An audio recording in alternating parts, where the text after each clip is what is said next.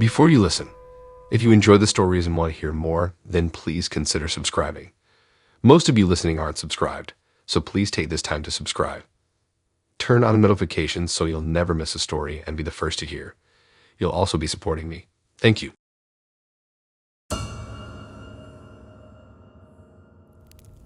I'd never expected that downloading the popular photo sharing app Snapchat would lead me into a chilling situation straight out of a horror movie. It was supposed to just be a bit of harmless fun, a way for me and my friends to exchange silly selfies and videos with funny filters applied. But it quickly morphed into every user's worst nightmare when I gained a deeply disturbing stalker who sent threatening messages and proved they were watching me in real life too. At first, Snapchat seemed totally innocent and lighthearted. I'd watch over my friends' shoulders and crack up at the giggle-inducing videos they sent each other. Their faces transformed with rainbow-puking filters, cute animal ears and noses, distorted giant eyes. It looked like such a mood-boosting way to stay entertained and creative. After resisting the peer pressure for a while, I finally caved and downloaded the Buzzy app to my iPhone one lazy Sunday afternoon. I spent a good 20 minutes trying to come up with the perfect unique username, something that captured my personality. Finally, I settled on Sunshine Girl 247 because I'm known for always trying to spread positivity and put smiles on people's faces. Once my account was set up, I snapped a quick selfie and applied the sparkle filter that made my eyes twinkle before sending it out to announce my arrival on Snapchat. My friends were so excited that I had joined at last. They playfully welcomed me to the club, and we spent the next couple hours just snapping away, applying all the funniest filters we could find. Heart crowns, dog noses, rainbow vomit, goofy distorted faces that made us look like circus funhouse mirrors. We laughed ourselves silly, sending the most outrageous snaps back and forth. It felt so lighthearted and uplifting, like I had discovered the secret to tapping into joy anytime I needed a pick-me-up. But after just 48 hours of giggling over filtered selfies and creatively using all those fun effects, something chilling happened, shattering my innocent enjoyment of the app. I noticed an ominous red notification dot, indicating someone I didn't know had added me and sent a snap. Warily, I tapped on the message, only to be met with pure blackness filling the screen and a haunting caption, "I see you," with the devil emoji beneath. My stomach dropped and I froze, staring at the menacing words glowing back at me. After a few seconds of shock, I regained enough composure to check the username attached. It was 666 Devil 666. Definitely no one I actually knew or would ever accept a request from. I broke into a cold sweat, no longer feeling the uplifting giddiness I had come to expect from using the app. This felt serious and violating on a visceral level. In an attempt to shake it off, I rationalized that this must be one of my goofy friends trying to prank the new Snapchat user. Maybe this was some bizarre hazing ritual I didn't get yet. Trying to calm my nerves, I exited out without responding. But over the next week, more snaps from 666 Devil 666 kept appearing in my inbox, each one chilling me to the bone even further. The second snap was a blurry photo of my house with the caption, "Where you live." The next was a dark, ominous shot of my favorite cafe that I often did homework at, simply stating, "I know where to find you." After that, an uncomfortably close-up image of me walking my dog in the neighborhood park near my home, taken at night from the shadows. "You have a cute pet," the message taunted. It slowly dawned on me that this was no joke. Some stranger had fixated on me and was surveilling my every move, documenting evidence to demonstrate they had invaded every aspect of my life and could get to me whenever they pleased. Each unsolicited snap made that painfully clear, sending a spike of nausea through my body.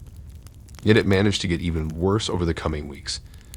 The anonymous stalker kept making new accounts the second I'd block one, unrelenting in their harassment.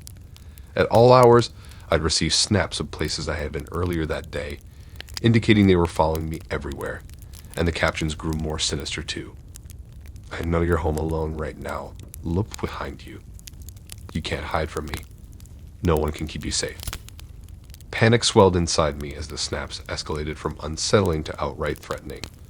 Pleading with my friends who admit they were orchestrating an elaborate prank did nothing. They were just as freaked out and powerless as me. Reporting the harassment to Snapchat accomplished absolutely nothing either. This obsessive predator was determined to torment me by exploiting the app's secrecy and anonymity. Soon, They were referencing my boyfriend, close friends, family members, inside jokes only my inner circle knew about. It became stomach-churningly clear that this monster had been intertwined in my life for a long time already, studying me and poised to strike at any moment. The safety I had felt just days earlier now seemed like a cruel joke. Sleep became impossible as I lay awake wondering if this faceless evil was right outside my bedroom. I was a nervous wreck jumping at every little sound, constantly peering out the window for lurkers in the shadows. Nowhere felt safe anymore. They could be waiting around any corner ready to make their twisted fantasies a reality. It all reached a breaking point one evening when I was completely alone in my house and heard aggressive banging at the front door. Certain that this was the stalker finally coming to attack me, I let out a blood-curdling scream and grabbed the nearest knife with trembling hands. I cowered in the corner, hyperventilating through tears, praying the door would hold and the banging would stop.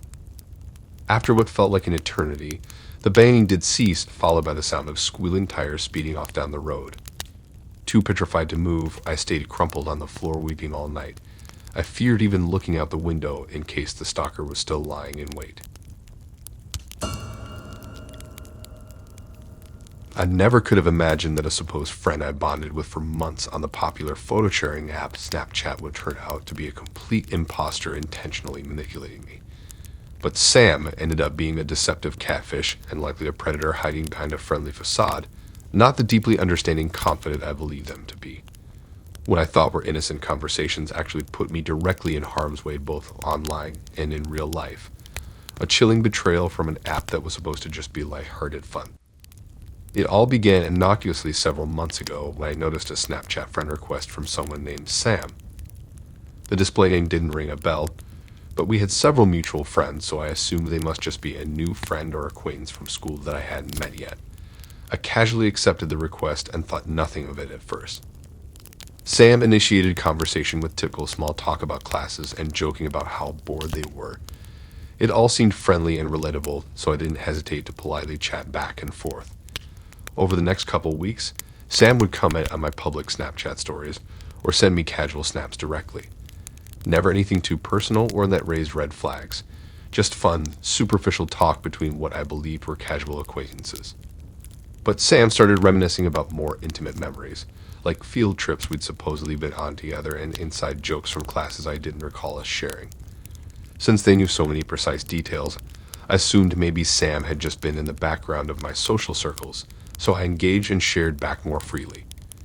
Gradually, the conversations evolved from casual check-ins to much deeper emotional territory.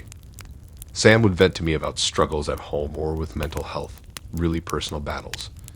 Wanting to be a compassionate friend as always, I opened up about my own family issues and insecurities. Over a couple more months, I went from considering Sam a secondary friend to one of my closest confidants. We regularly snapped each other paragraphs of raw honesty, seeking advice and validation into the late hours of the night. When I was at my lowest, Sam knew how to lift me up. If Sam accomplished something great, I was their biggest cheerleader. The friendship felt so genuine. I believed I had found someone who truly understood me. To strengthen our bond, Sam and I also started a daily snap streak, where we would make sure to send each other at least one snap a day, no matter how mundane. Usually just silly selfies with filters like the dog ears or flower crowns to give each other a quick laugh. I looked forward to getting Sam's snaps and considered our streak a meaningful ritual. But everything changed on one fateful night when Sam asked me to send them a photo without any filters on it. They said they wanted to see the real raw me. I was so touched and caught up in what I thought was our profound connection that I threw caution to the wind and sent a provocative, unfiltered selfie. The next morning at school, I excitedly asked a few mutual friends about how Sam was doing that day so we could all catch up. But oddly, none of them knew who I was talking about. I described Sam in detail, the distinct features, interests, and stories from our endless chats, but no one at school seemed to match my description. My heart sank as I gradually came to the sickening realization that Sam did not actually go to my school at all. There was no evidence this person I had poured my deepest secrets and anxieties to even existed in my life prior to Snapchat. Somehow an imposter had fabricated an entire relationship through intimate lies and emotional manipulation. Nausea washed over me when I grasped how I had been played by this fake friend. I raced home in a panic and immediately blocked Sam's account, but I knew the damage was already done. For weeks I was racked with paranoia, barely sleeping or eating as I waited for that risque selfie to surface and derail my reputation and relationships. The police tried tracking Sam down, but with such limited information, it was a dead end. I provided every last detail I knew to help identify who was behind the catfishing scheme and bring them to justice. But Sam had covered their tracks far too well, leaving virtually no digital footprint for investigators to uncover. In the end, I was left with no closure about who lured me into their deceitful web, or why me. The lack of resolution tormented me, making it impossible not to imagine the most twisted possibilities. I withdrew from friends and social media, crippled by the thought that such a sinister predator could still be casing me online or in real life. While nothing catastrophic ended up happening, the psychological damage was profound. I struggled to open up and trust anyone again after being so intimately betrayed by a close confidant who turned out to be a complete sham. Letting my guard down online felt too risky when such darkness could be lurking behind any friendly filter or meme. I'm still trying to reconcile how I could have been so foolish as to give a total stranger unrestricted access to the deepest parts of myself. But this chilling experience taught me that even fun, harmless apps can provide the perfect playground for deception by predators wearing the most relatable masks. I may never get definitive answers about who Sam really was or what their ultimately intentions were, but moving forward, I'll be hyper-vigilant about trusting any online connections, no matter how genuine they first appear. Protecting my heart and safety has to come first, even if it means fewer friends. Because as my cautionary tale reveals, false bonds engineered through filtered photos and manipulated intimacy can inflict damage that lasts long after the snap fades away. I never imagined that a silly, harmless photo I posted on Snapchat would end up being the catalyst that blackmailed me into dealing narcotics and engaging in criminal activity.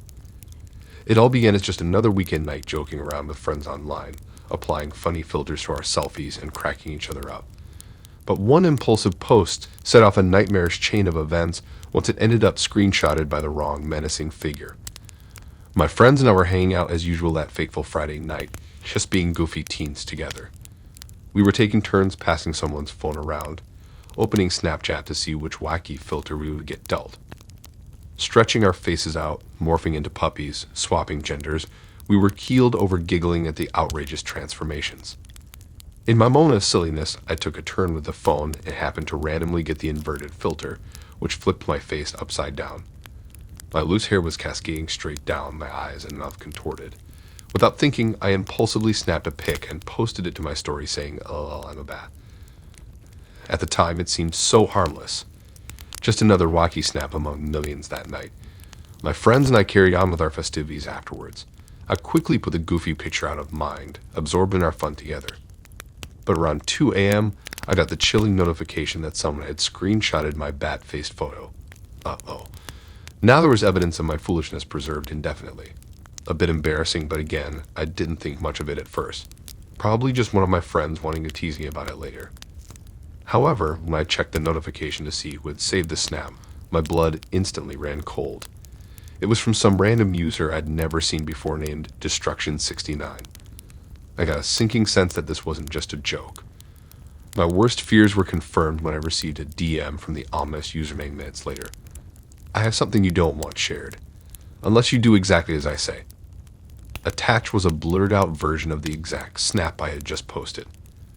Nausea washed over me and I broke out in a cold sweat. This was serious. Somehow I had ended up with incriminating evidence in the hands of a complete stranger. My mind raced as I begged them to tell me what they wanted and swore I'd do anything to keep the snap private. That's when Destruction69 revealed what they expected from me in exchange for keeping quiet, dealing at my high school for them and their associates. I recoiled in horror, but what choice did I have? This criminal clearly had the power to ruin my reputation and future with the press of a button. And so my life-threatening descent began. At first it was just marijuana, discreet handoffs in shadowy parking lots, dropping packages in secret locations, keeping my communications encrypted. But soon harder substances followed. Cocaine, meth, dangerous pills I couldn't even identify myself. My studies began slipping as I constantly glanced over my shoulder, threatened into committing felonies. Rumors circulated about my abrupt bad crowd and shifty behavior, but I couldn't dare breathe a word of what was really going on without putting my life at risk. Just as I reached my breaking point, Destruction 69 upped the ante. Now the mysterious overlord and their network wanted me stealing expensive items to deliver for upperclassmen clients, no questions asked. Each job they set me on got progressively riskier and immoral. I was a nervous wreck by this point, but saw no way out except cooperating. My phone buzzed at all hours with instructions about where to go, what to take, who to deliver it to, followed by haunting reminders that my compromised Snap was still in their possession. Soon I was picking locks, swiping valuables from cars and lockers, hacking accounts, becoming someone I no longer recognized in the mirror. The dark circles under my eyes looked like bruises, my complexion sickly and pallid from constant fear and nausea. I wasn't me anymore. I knew this precarious double life couldn't last much longer before I ended up suspended, arrested, or even dead if I pissed off the wrong people. But no one would believe my word against Destruction 69's claims that I acted alone. To the outside world, I was just a criminal lowlife. It all came crashing down even faster than expected late one night when my overlord sent me retrieve cocaine from what turned out to be a deadly gang leader's vehicle. The job went south fast, and I barely escaped the gunfire with my life intact. I knew then my services had run their course in the eyes of my blackmailer. Sure enough, I soon received one final snap message from the account that had controlled me for so long. We're finished here. The evidence against me had been destroyed for good. My tortured soul was spared, if not without scars. In the months since escaping that nightmare, I still struggle with paranoia, imagining vengeful criminals from my past coming to extract payback. The guilt and shame of what I did lingers no matter how much I try to move on. Sometimes I still can't sleep at night wondering if I'll wake up to a message saying, "Miss me," and start the cycle of blackmail again. I learned the hardest way that our digital trails are never fully erased. The ghosts of Snapchat's past providing the perfect ammunition to coerce the foolish. One impulsive post set me on a course that will haunt me forever. My innocence is long gone. I know monsters are prowling social media looking for any vulnerability to exploit. Even silly selfie filters can be a mask for deceit and manipulation. I urge others to think before they snap, because your life can change in an instant online. I'm just grateful I made it out alive, and with a second chance, however damaged. Not everyone who gets ensnared by blackmailers meets that fate, but now I spread awareness so others don't follow our mistakes. Our virtual reflections don't always show the sinister intent lurking right beneath the surface. Thanks for listening in. If you like these stories and want to hear more, then please subscribe and like and support this new channel. We have more stories for you to listen to.